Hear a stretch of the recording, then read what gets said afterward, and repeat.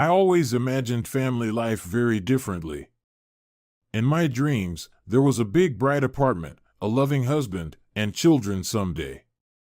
Children who would come when we were ready. But fate decided otherwise. That spring morning, I was sitting on the edge of the bathtub, holding a pregnancy test with two clear lines. 2 lines in my 5th year of university. 2 lines at 22 years old. 2 lines that crossed everything out. Naomi, are you coming soon? Rick's worried voice came from behind the door. Now, I answered barely audibly, trying to gather my thoughts. Rick was a good guy, 3 years older than me, with a steady job and his own plans for life. We had been dating for only 6 months, and we hadn't even talked about marriage. But those 2 lines changed everything. When I came out of the bathroom, holding out the test to him, his face froze. Something flickered in his eyes that I couldn't identify. Fear? Disappointment? Anger? I don't know what to do, I whispered, feeling a lump rise in my throat. Rick was silent for almost a minute, then resolutely looked up. I love you, Naomi. We'll get through this. I will marry you. At that moment, I felt relief. I wouldn't be alone with this child. We would have a family. How naive I was. You're pregnant? Jules, Rick's mother, said it as if I had told her I had a terminal illness. How far along? 6 weeks, I answered, instinctively covering my stomach with my hand. We were sitting in the kitchen of their 3-room apartment.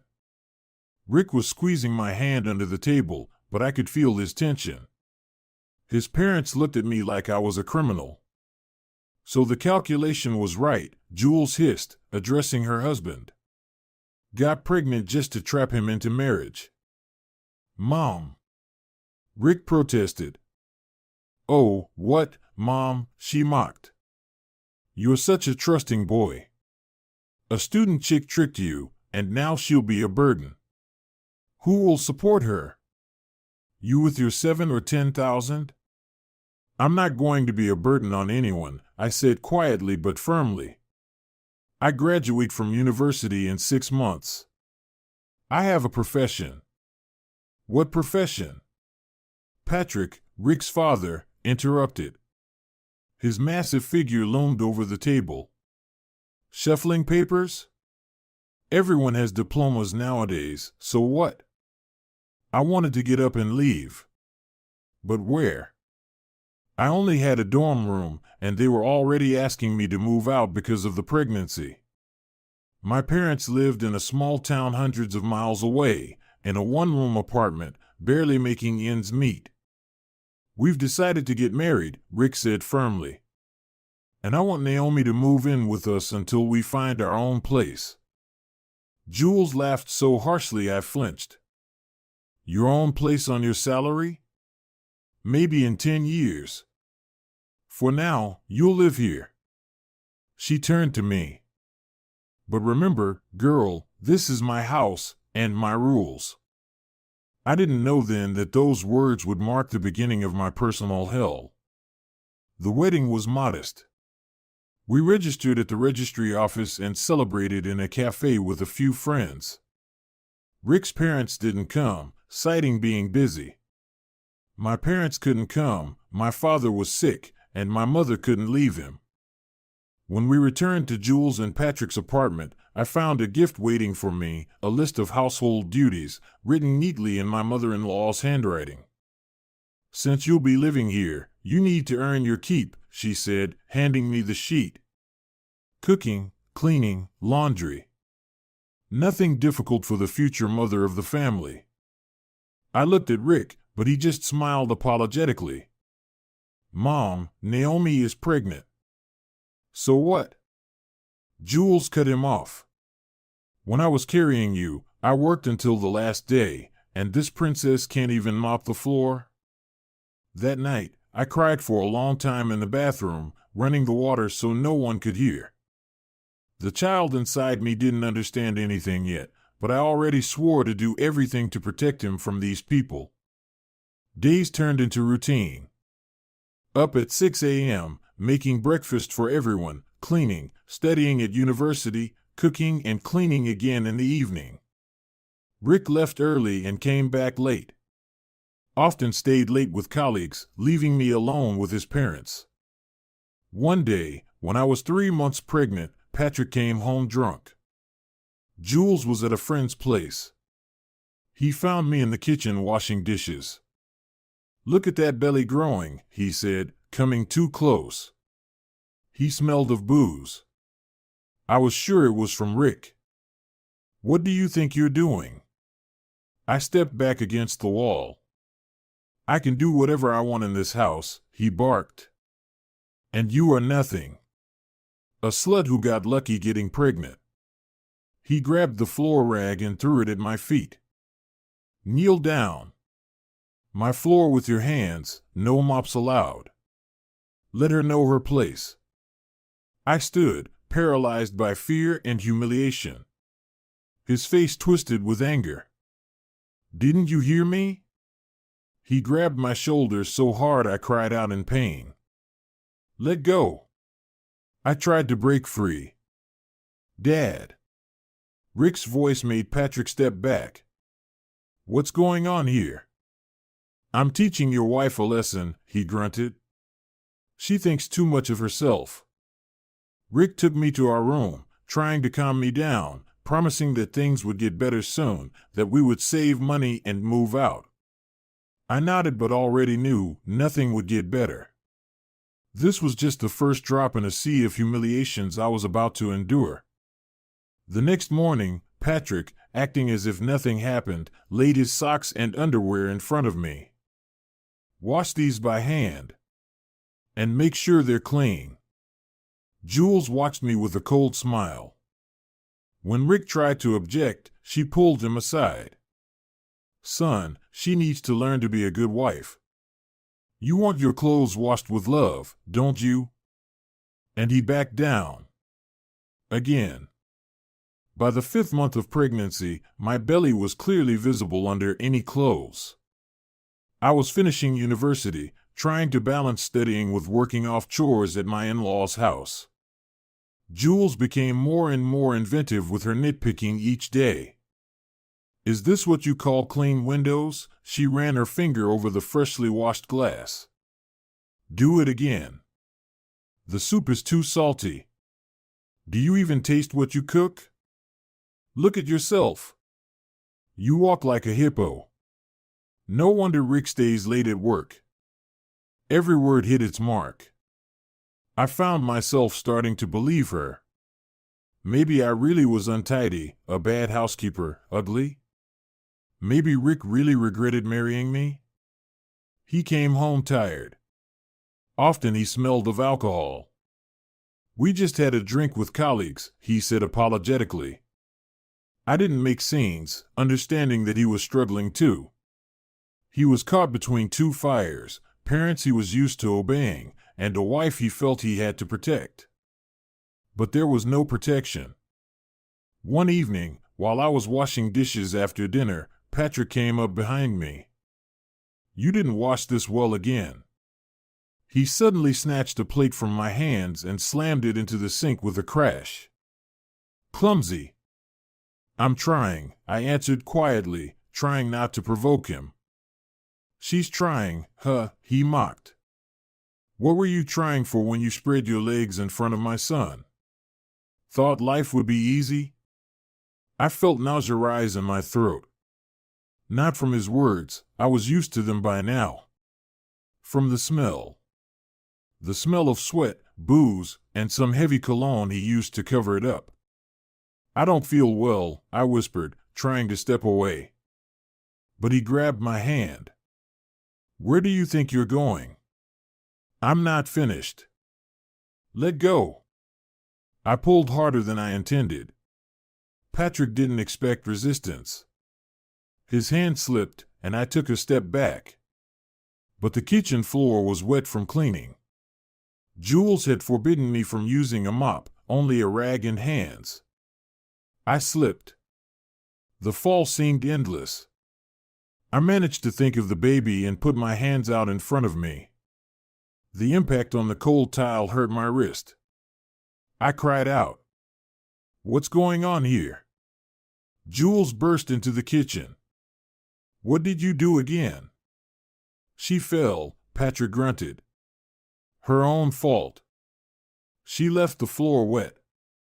I tried to get up, leaning on my hand, but the pain shot through my wrist, and I collapsed back to the floor. "I think I sprained my wrist," I said. "Faker," Jules snorted. "Can't get up, can she? And how do you plan to give birth then?" At that moment, the front door slammed, and Rick's footsteps were heard. "What happened?" He froze in the kitchen doorway, shifting his gaze from me sitting on the floor to his parents. "Your wife threw a tantrum," Jules replied. "Making a drama out of nothing. Rick came over and helped me up." I winced at the pain in my wrist. "What's wrong with your hand?" he asked. "I fell. I think I sprained it." "You need to go to the emergency room," he said decisively. "At this hour?" Jules protested. "Put some ice on it, we'll check it in the morning." "Mom, she's pregnant. She needs to see a doctor." That was one of the rare moments Rick openly stood up to his mother. I felt a surge of gratitude and, for a moment, hope. Maybe not everything was lost? At the emergency room, they confirmed the sprain. They put a supportive bandage on me. The doctor, an elderly woman with tired, attentive eyes, pulled Rick aside. I didn't hear what they talked about. On the taxi ride home, he was unusually quiet. "What did she say to you?" I asked. "That such injuries often happen from domestic violence," he replied quietly, "and that she is obliged to report it." A cold chill spread inside me. "What did you tell her?" "That you just slipped." He fell silent. I looked at him. "That's true, isn't it?" In the dim streetlight, his face looked gaunt and aged. He looked lost, just like me. "Yes," I said. "I slipped." That was true. But not the whole truth. After the incident with my wrist, something changed. Jules became more cautious with her attacks, especially when Rick was around. Patrick almost stopped addressing me directly. But the atmosphere in the house grew even more oppressive. Like a storm about to break. One morning, as I was getting ready for university, Jules stopped me in the hallway. "Don't you think it's time to think about the future?" she asked with forced concern. "What do you mean?" I tensed, expecting a trap. "About money, of course. You'll give birth soon, go on maternity leave. How will you live?" "Rick has a salary." "Rick," she interrupted. "Everything's Rick's. And what have you brought to this family besides problems?" I remained silent, clutching my bag of notes. "You need to find a job," she continued. "Before it's too late. You can work a couple of months, then maternity leave. At least you'll get some payments." There was logic in her words. I'd thought about it myself. But coming from Jules, even good advice sounded like an order. "I'll look at vacancies," I replied cautiously. "I already looked," she said dryly, handing me a newspaper clipping. "My friend Ashley works in accounting at this company. They need a temporary assistant. Just for you. Interview tomorrow at 10 a.m. I took the clipping, feeling a strange sensation. On one hand, the job would really come in handy. On the other, why had Jules suddenly become so caring? I got my answer that evening when I told Rick about the interview. "Mom found you a job herself," he looked surprised. "Yes, through one of her friends." "Strange," he frowned. She usually says pregnant women should stay home. Maybe she finally realized we need the money, I guessed, though I didn't really believe it. Rick shrugged. Either way, it's good news. Go to the interview. If they hire you, great. To my surprise, I really got the job. The company dealt with supplying construction materials, and they needed an assistant accountant to cover the main employee's maternity leave. Ashley, Jules's friend, turned out to be not such a witch as I had feared. A full-figured woman with a kind face, she was understanding of my situation. You'll work a couple of months, then go on maternity leave without worries, she said. The salary's small, but enough for maternity expenses. I agreed without hesitation. The work was simple, the team was pleasant, and most importantly, it was a chance to get out of the stifling atmosphere of my in-laws' apartment for at least a few hours a day. The first week I came home tired but happy. The pregnancy was progressing normally. The doctors saw no reason to worry. Rick was glad I had found a job. Even Jules temporarily stopped her attacks. Then I got my first paycheck. It was a usual Friday evening. I came back from work, the envelope with money in my pocket. $3,000.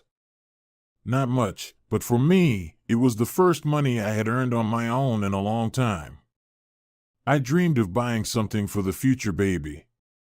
Maybe a gift for Rick. Jules was waiting for me in the hallway. So, did you get it? She asked impatiently. Yes, I answered, not understanding what she was getting at. Give it here, she held out her hand. What? The money, steel tones crept into her voice. You live in my apartment, eat my food. It's time to give something back. I looked at her, not believing my ears. But this is my money. I earned it. Thanks to me, she cut in. Who found you the job? Who arranged it with Ashley? And now you're acting all independent? No way. I took a step back, instinctively clutching my purse against my belly. No, I said firmly. I will spend this money on the baby. Your grandson. Or granddaughter, by the way. Jules's face twisted with rage. You, she gasped in outrage. Ungrateful brat. I'm not even sure it's a grandson. Maybe you slept around and just stuck my son with a burden. What's going on here? Patrick appeared in the hallway. This, Jules pointed at me, refuses to hand over her paycheck. After all we've done for her. Patrick squinted. So, she's holding back the money? He stepped toward me. Come on, give it all right now. No. I backed toward the door. What do you mean, no? He roared. You live in my house, by my rules. He grabbed my shoulders so hard I gasped. Let go. You're hurting me. You'll find out what pain means now. His hand rose to strike. I closed my eyes, bracing for the worst. But the blow never came. Opening my eyes, I saw Rick standing in the doorway.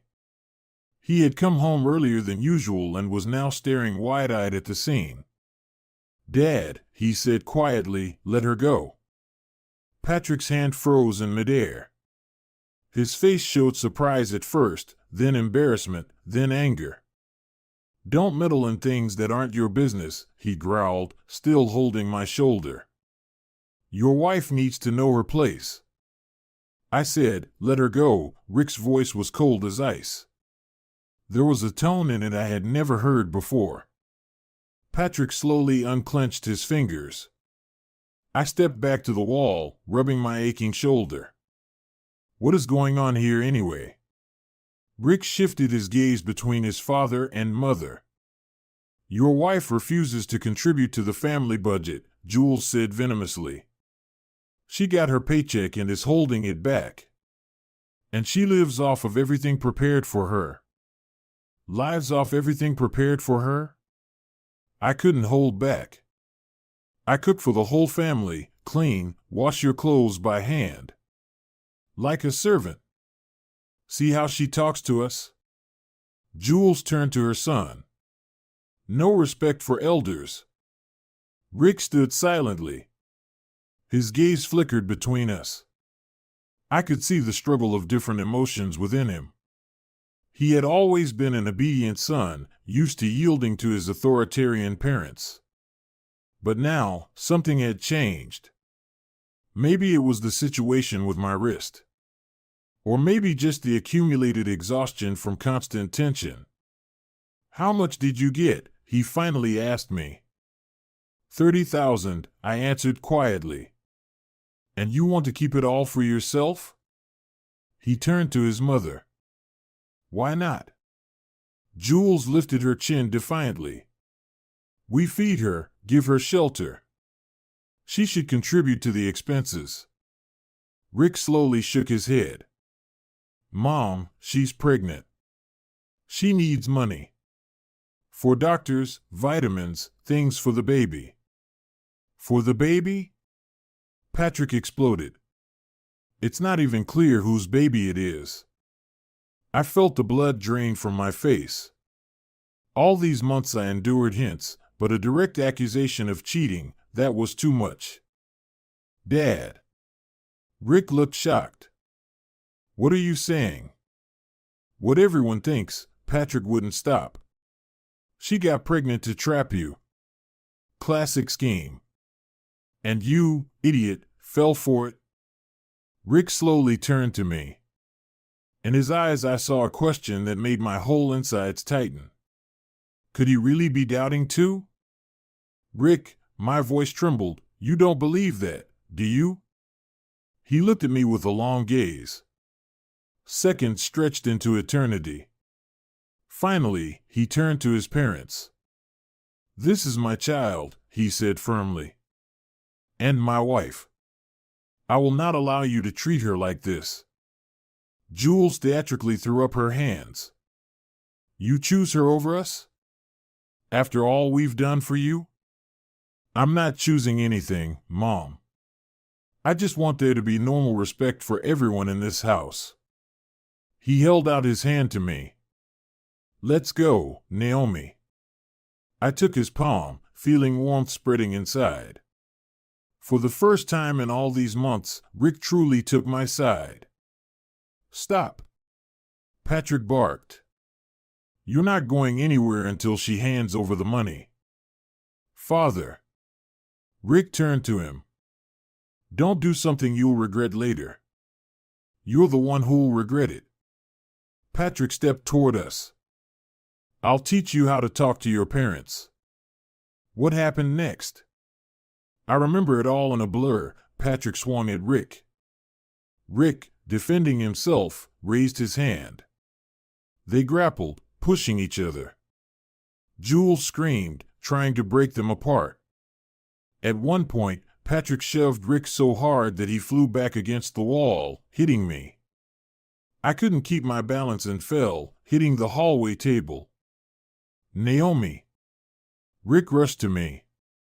I sat on the floor, clutching my stomach. Physically I was fine, the blow landed on my shoulder, but shock and fear for the baby paralyzed me. Do you see what you've done? Rick shouted at his father. She's pregnant, damn it. Serves you right, Patrick snapped, but something like remorse flashed in his eyes. Jules approached me, surprisingly calm. She'll be fine, she said, appraising me. Not such a strong hit. Stop dramatizing. At that moment something inside me snapped. Even now, when I could have been hurt, when her future grandson or granddaughter was at risk, she showed not a shred of sympathy, only cold calculation. Rick helped me up. I could feel him trembling, whether from anger or shock, I didn't know. We're leaving, he said, looking at his parents. Where do you think you'll go? Jules smirked. You don't have money for a proper place. We'll find it, Rick cut her off. Naomi, start packing. I went to our room, feeling a mix of fear, relief, and disbelief inside. Was this really the end?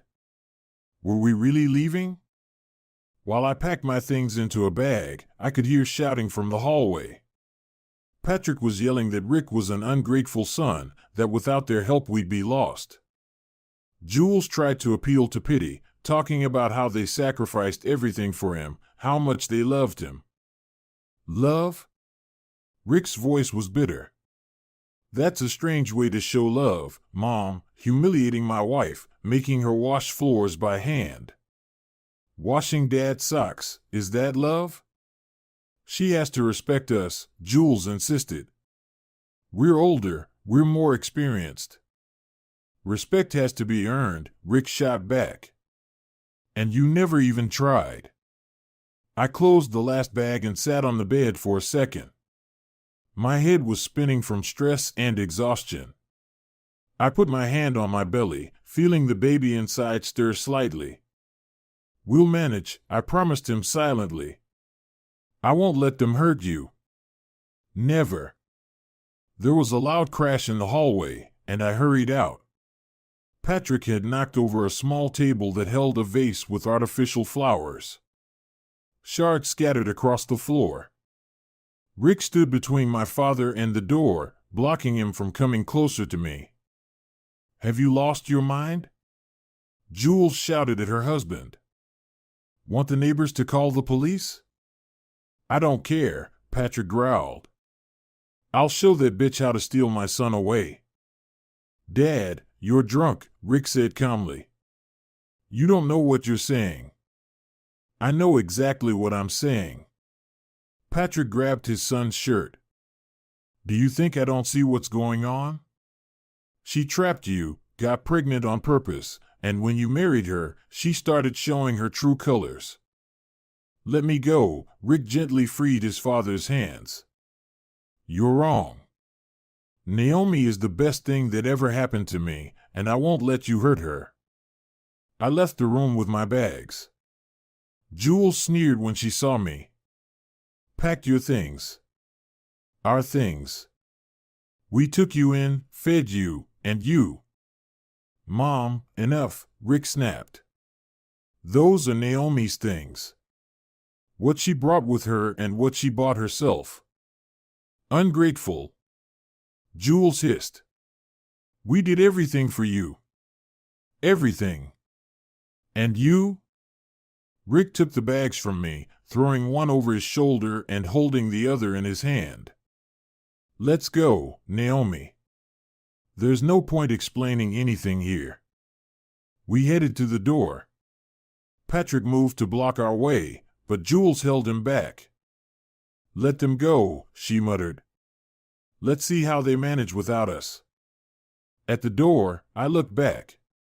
They stood in the middle of the hallway, Jules, face twisted with anger, Patrick breathing heavily, his eyes bloodshot. That's how I remembered them. Rick opened the door, and we stepped out onto the stairwell. I heard Jules say behind us, Don't you dare help them. Not a penny. Let them learn how to live without us. The door slammed shut, cutting us off from their world. Tears welled up in my throat, not from sorrow, but from relief. How are you? Rick stopped on the stairs, looking at me with concern. I'm okay, I tried to smile. I just can't believe we really left. He nodded, understanding me without words. Where to now? I asked. I have a friend, Jake. Remember him? I arranged it. We'll stay at his place tonight and start looking for a place tomorrow. Jake's apartment was a typical bachelor's den, slightly messy but cozy. He greeted us warmly without asking any questions. Make yourselves comfortable, he said, gesturing to the couch in the living room. Sorry for the mess, wasn't expecting company. Thanks, Jake, Rick shook his hand. This really helps. No problem. You do the same for me. Jake looked at me. Naomi, tea, coffee? Hungry? I only then realized we hadn't eaten dinner. That would be great, I admitted. I'll fix something, he said, heading to the kitchen. Got some pizza left from lunch. I'll warm it up. When he left, Rick sat beside me on the couch and took my hands. Sorry, he said quietly, for everything you had to go through. For my parents. For not protecting you sooner. It's not your fault, I stroked his cheek. You didn't choose them. But I chose you, he kissed my palm. And that's the best choice I've ever made. We had pizza for dinner and drank some tea. Jake delicately didn't ask about the details of how we got away from our parents, although he probably guessed something serious had happened. Stay as long as you need, he said, pointing to the bed on the unfolded sofa. I have work in the morning anyway, so the apartment is at your disposal. At night, I couldn't fall asleep for a long time. I lay there listening to Rick's breathing and thinking about what awaited us next. Where would we live? How would we manage? Rick earned well for his age, but not enough to easily rent a good apartment. I could work a bit more, but every day the pregnancy made itself felt more and more. How would we handle the baby? Who would help us? All these questions swirled in my mind, refusing to let me rest. But strangely, I did not regret our decision. For the first time in a long while, I felt I had done the right thing. That Jake and I were truly a family. One that would fight for its happiness. In the morning, Jake left for work, leaving us the keys and a note asking us to make ourselves at home. Jake and I sat down at his computer and started looking for housing options. Look, a one-room apartment in Vicino, Rick pointed to an ad. $30,000 a month. That's pretty far from your work, I noted. But it fits the budget. With my salary and your maternity leave pay, we can afford it. We shortlisted several options and started calling the landlords. Many, upon hearing we were a young couple expecting a child, immediately refused. Others quoted higher prices than in the ad. By noon, we had only 2 viewings scheduled, both in the evening. Don't worry, Rick hugged me, seeing my disappointment. We'll find something. At that moment, his phone rang. He looked at the screen and frowned. Mom, he said, showing me. I tensed. Had they already changed their minds? Did they want us to come back? Rick answered the call on speakerphone. Yes, Mom. Rick, Jules's voice sounded unusually quiet. How are you there? Fine, he replied dryly. What did you want? Your father and I have been thinking, she paused. Maybe you'll come back after all? We were too harsh yesterday. Everyone was. Rick looked at me. I shook my head no. Thanks, Mom, but no, he said firmly. We'll find our own place. Son, Jules's voice took on a pleading tone. You do realize how hard it is to rent something decent now. Especially with your income. And we have a big apartment, there's enough space for everyone. Maybe there's enough space, Rick interrupted her. But you have no respect for my wife. And that won't change. We'll try, Jules assured him. I promise we'll change our attitude. Your wife, Naomi, she'll become a full member of the family. I listened and didn't believe a single word. I knew that woman too well. I had endured too many humiliations and insults from her. This was just a new tactic, first lure us back, then continue in the same spirit. No, Mom, Rick was adamant. Our decision is final. You'll regret this, Jules's voice instantly changed, becoming cold and harsh. When she leaves you with a child in your arms, you will remember my words. Goodbye, Mom. Rick hung up. We sat silently, digesting the conversation. They won't leave us alone, will they? I asked quietly. They will. Rick squeezed my hand. It just takes time. They have to understand we're serious. I nodded, though deep down I doubted it. Rick's parents were not the type to back down easily, especially when it came to their son. The first apartment viewing was a failure, a cramped little room in an old building with peeling wallpaper and a strange smell. The second option was much better, a small but clean one-room apartment in a new neighborhood. The landlady, an elderly woman with kind eyes, immediately took a liking to us. When is the baby due? She asked, looking at my belly. In 4 months, I answered. First child? Yes. She smiled. I have 3 grandchildren. It's a wonderful time. She looked at us thoughtfully.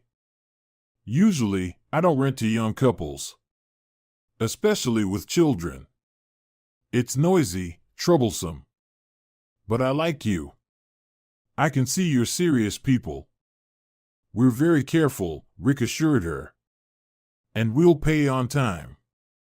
I believe you, the landlady nodded.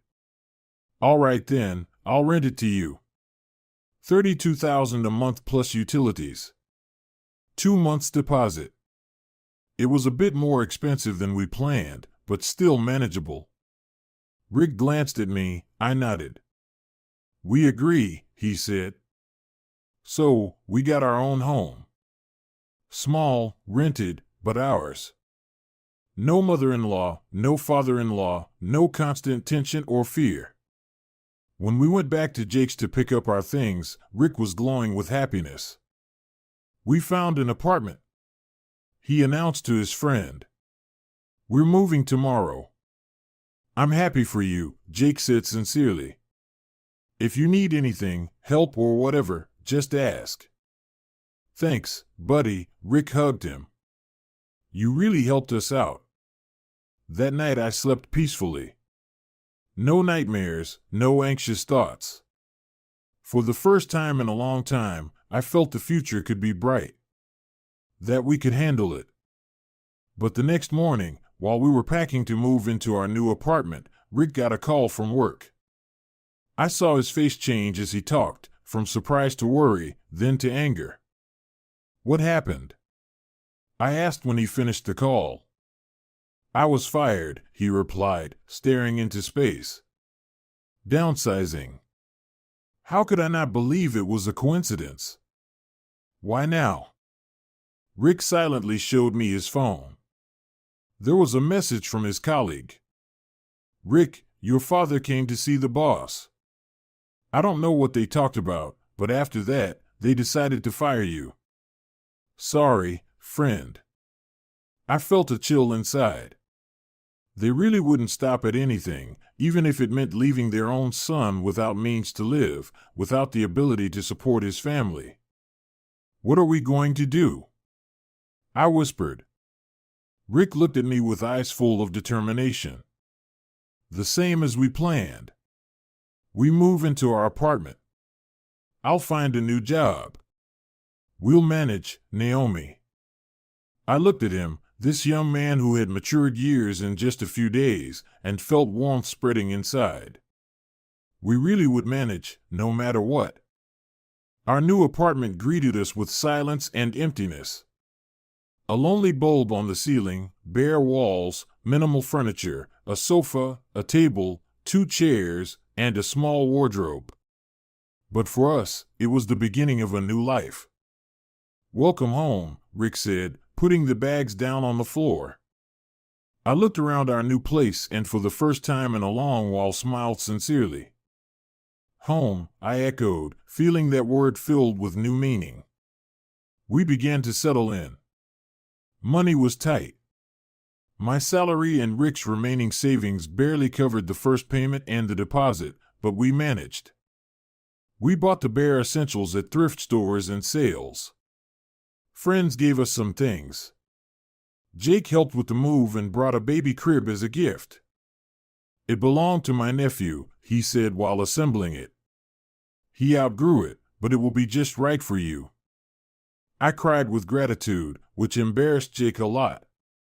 Come on, he mumbled, looking away. It's nothing. But for me, it was not nothing. After all we had endured with Rick's parents, such simple human kindness seemed like a miracle. Rick actively searched for work, sent out resumes, went to interviews, called acquaintances, but everywhere he faced rejection. Sometimes direct, sometimes disguised, but always final. I don't understand, he said in the evenings, looking through another list of vacancies. I'm a good specialist, I have experience, references. I guessed the reason but stayed silent. Patrick was an influential man in his field, and if he decided to close all doors for his son, he would succeed. At least in their city. One day, while Rick was at yet another job interview, I got a call from Jules. I stared at the phone screen for a long time, hesitant to answer, but curiosity got the better of me. Hello, I said, trying to keep my voice calm. Well? Happy now? Jules began without any greeting. You destroyed a family, separated a son from his parents. Now he's out of work, out of money. Is that what you wanted? I didn't destroy anything, I replied firmly. You made our lives unbearable, and it was your husband who got Rick fired. Ungrateful little bitch, she hissed. We gave you a roof over your head, fed you, and humiliated you every single day. I cut her off. Made me hand wash other people's socks, scrub floors on my knees, accused me of cheating. You call that hospitality? You'll regret this, she said, her voice filled with open hatred. When you start starving? When you end up on the street? I gripped the phone so tightly my fingers turned white. Never, you hear me? Never will we come back to you. I'd rather live under a bridge than with people like you. We'll see what you say once the baby's born. Jules's voice suddenly turned calm, which was even more frightening than her shouting. When you realize my son can't provide for you? When you can't even afford milk for the baby? Is that all you wanted to say? I tried to keep my voice steady, even though I was boiling inside. No. She paused. Tell Rick that if he comes to his senses and comes back home alone, we'll take him back and even find him a decent job, but just him. Not you, not our child. I cut her off. This is our child. Your son's child. Your grandchild. But you will never see them. Goodbye. I ended the call and collapsed onto the couch, trembling all over. The adrenaline faded, leaving only emptiness and exhaustion. I stroked my belly, feeling the baby move. I'm sorry, baby, I whispered. I'd have chosen a different grandmother for you. When Rick came back, I told him about the call. He listened silently, the muscles in his jaw tightening. They won't stop, will they? He asked when I finished. I don't think so. It's a matter of pride now. Rick sat down beside me and wrapped his arms around me. It's okay. We'll get through this, he said. I'll find a job in a different field if I have to. My father can't control the entire job market. But the days passed, and nothing changed. It seemed like Patrick really had cut off all his son's opportunities. Even in companies far outside his sphere of influence, Rick was rejected without explanation. My salary barely covered the rent. For food and other essentials, we were spending Rick's remaining savings. And soon I would have to go on maternity leave, and even that income would stop. One evening, as we were eating buckwheat with canned stew for the third day in a row, Rick suddenly put down his fork. Naomi, I need to tell you something. My heart sank.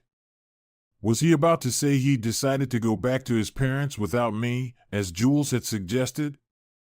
I found a job, he said, looking me in the eye. In Atlanta.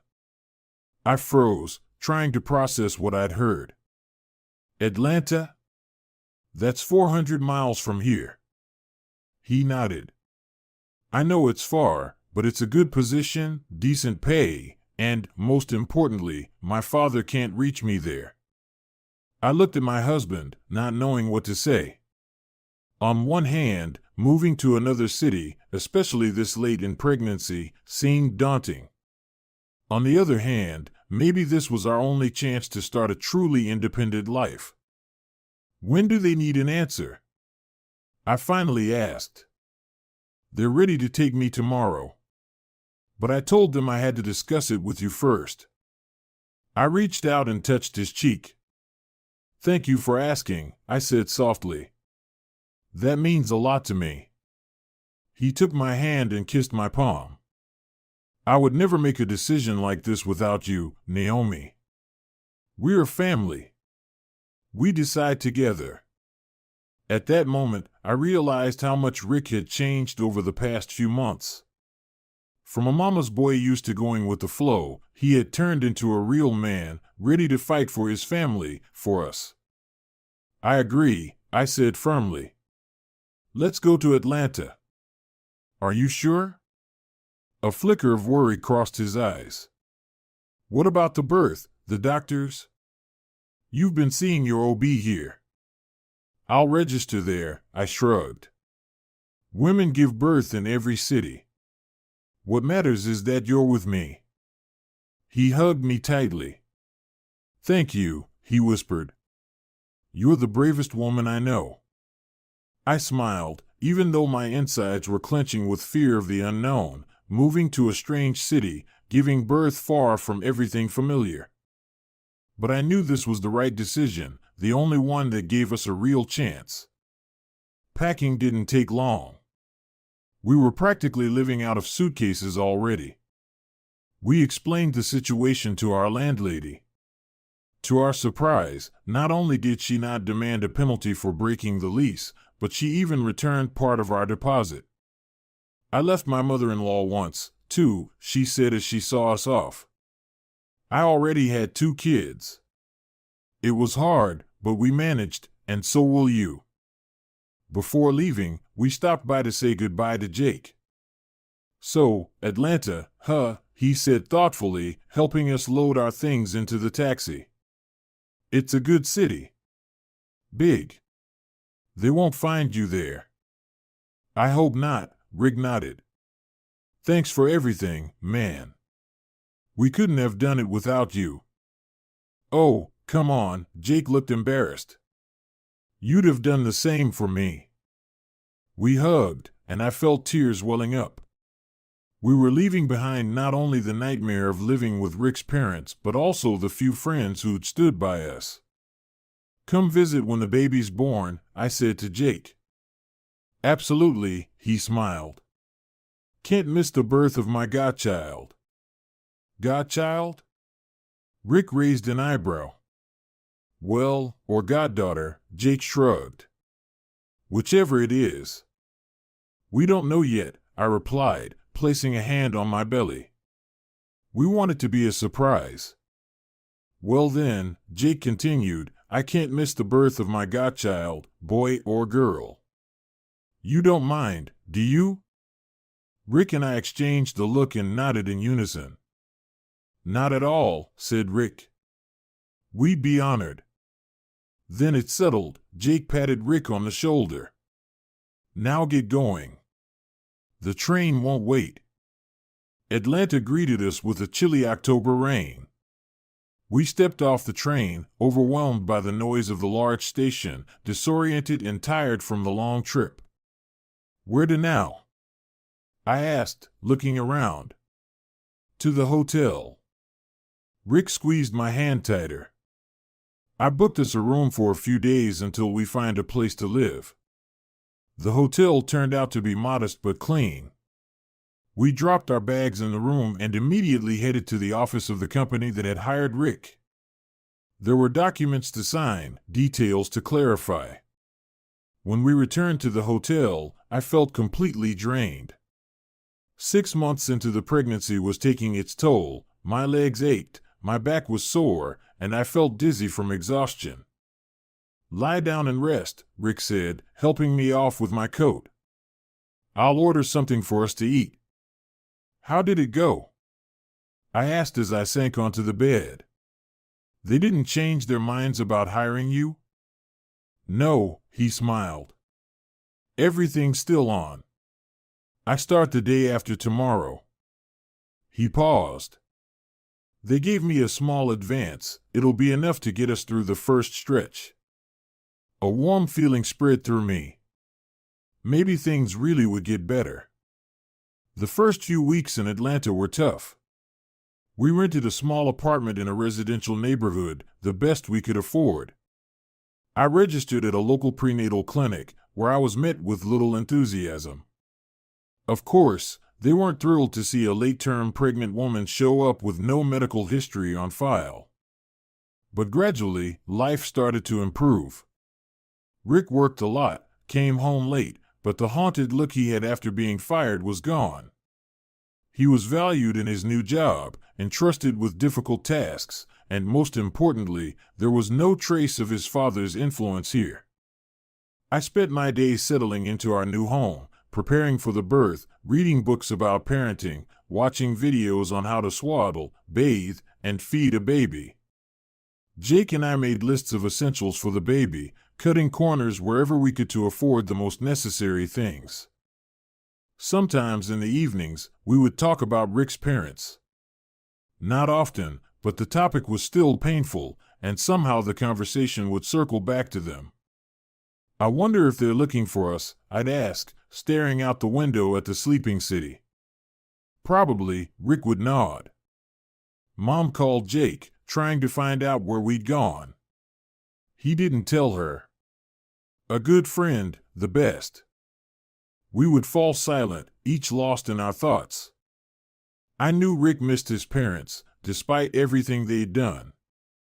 They were still his family. They had raised him, shaped him, and a part of him would always love them, no matter what. "You know," he said one day, "I don't regret that we left, but sometimes it makes me sad to think our child might never know their grandparents." "I understand," I replied gently, "but you saw how they treated me. Do you want them to treat our baby the same way?" He shook his head. "No, of course not. Sometimes I hope they'll change, that one day they'll realize how wrong they were and ask for forgiveness." I didn't say what I really thought, that this hope was probably in vain. I didn't want to break his heart any further. At the end of November, with less than a month to go before the due date, the phone rang. Rick was at work. I was alone, busy hanging tiny baby clothes, onesies, shirts, little hats we had bought on sale. The phone displayed an unfamiliar number. I hesitated, then picked up. "Hello?" "Hello, Naomi." Jules' voice hit my nerves like an electric shock. "I finally found you." I froze, unsure what to say. "How did they get our new number? How did they find us? What do you want?" I managed to ask. To talk, her voice was unusually soft. "His father and I have thought about a lot over these past months. We miss Rick, and we want to make things right." I let out a skeptical chuckle. "Really? What about all the awful things you said? What about your husband getting Rick fired?" "We were wrong," she said with something that sounded like remorse. "We acted out of anger. We didn't think about the consequences." I stayed silent, unsure whether to believe her. "We want to visit," Jules continued. "To see you, to meet our grandchild when he or she is born." "I don't think that's a good idea," I said cautiously. "Please," there was a pleading tone in her voice now. We just want to see our son, to make sure he's okay.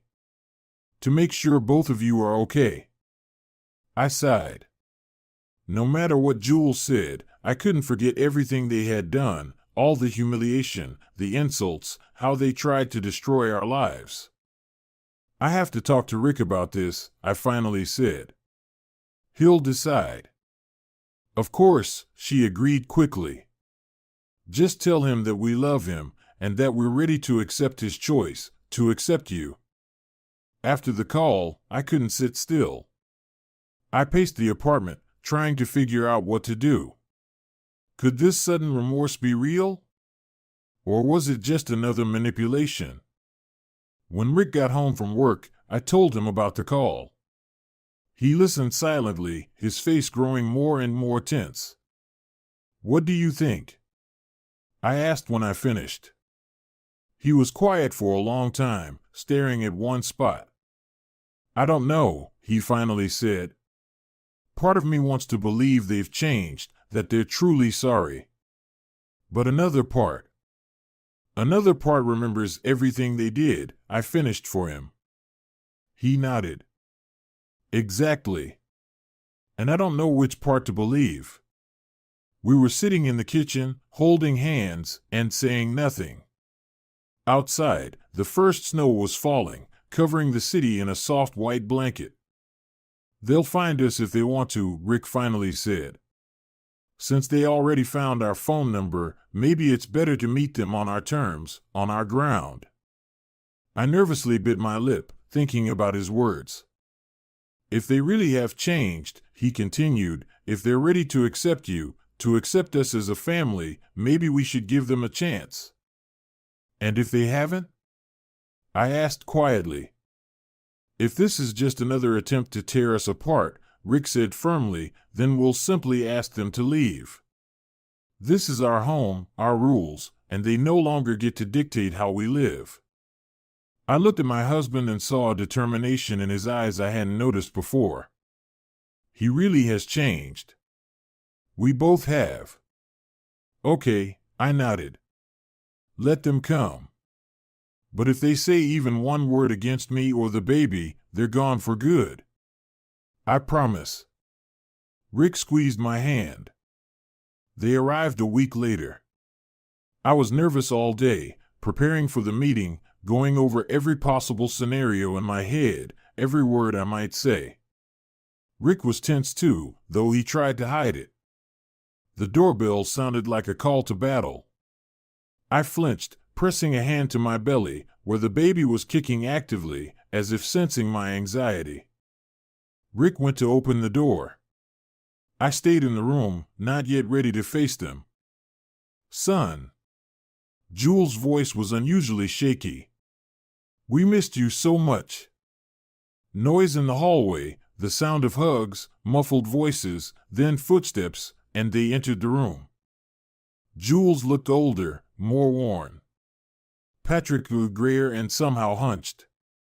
They both looked at me with an expression I couldn't read: fear, remorse, dislike hidden behind a polite mask. "Hello, Naomi," Jules broke the silence first. "You look well." "Hello," I nodded, not getting up from the couch. My condition gave me that right. "Please, sit down," Rick motioned to the armchairs. "Tea? Coffee?" "Tea, please." Jules sat down, her eyes fixed on my belly. "When's the due date?" "In 3 weeks," I replied. "Do you know the gender yet?" She tried to smile, but it came out nervous, unnatural. "No," I shook my head. "We want it to be a surprise." An awkward silence fell over the room. Patrick stared at the floor, saying nothing. Jules nervously fidgeted with the strap of her purse. Rick returned with tea, placing the cups down. "So," he said, sitting next to me, "you said you wanted to talk." "We're listening." Jules glanced at her husband, then took a deep breath. "We want to apologize," she said, looking at me, then at Rick, "for everything we did, for how we treated Naomi, for trying to split you up." I looked at her, trying to determine if her words were sincere. There was something off in her voice, something forced. We were wrong, she continued. We acted with the best intentions, but we crossed a line. Crossed a line? I couldn't hold back. You humiliated me every day, made me do degrading chores, accused me of cheating, then got Rick fired and tried to leave us with nothing. And you call that crossing a line? Jules flinched at my tone. You're right, she said quietly. It was awful. Inexcusable. She trailed off. I was jealous, she continued. Rick had always been our boy, and then you came along, and suddenly he started drifting away from us. I wasn't drifting, Mom, Rick interrupted. I was just living my own life. Like all adults do. I know, she lowered her eyes. I know that now. But at the time, it felt like you were choosing her over us, and we got scared. Scared of losing you. And instead of accepting my choice, you tried to destroy it. Rick's voice was bitter. Instead of supporting me, helping Naomi and me, you did everything you could to tear us apart. We were wrong, Jules repeated. And we want to make it right. We want to be part of your life, part of our grandchild's life. I looked at Patrick, who had stayed silent the whole time. And you? I asked directly. Do you think you were wrong too? He lifted his heavy gaze to me. Yes, he said curtly. I was wrong. There was no remorse in his voice, only weariness and something else I couldn't quite place, resentment, anger. We talked for another half hour, and then they left. They never returned to our lives again.